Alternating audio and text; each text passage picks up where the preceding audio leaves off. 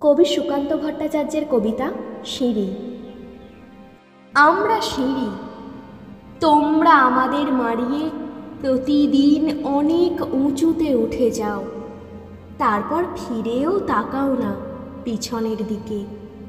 তোমাদের পদধূলি ধন্য আমাদের বুক, পদাঘাতে ক্ষত বিক্ষত হয়ে যায় প্রতিদিন। তোমরাও তা জানো, তাই কার পেটে মুড়ে রাখতে চাও আমাদের বুকের ক্ষত, ঢেকে রাখতে চাও তোমাদের অত্যাচারের চিহ্নকে, আর চেপে রাখতে চাও পৃথিবীর কাছে তোমাদের গর্বোদ্ধত অত্যাচারী পদধ্বনি। তবু আমরা জানি, চিরকাল আর পৃথিবীর কাছে চাপা থাকবে না আমাদের দেহে তোমাদের এই পদাঘাত। আর সম্রাট হুমায়ুনের মতো একদিন তোমাদেরও হতে পারে পদস্খলন।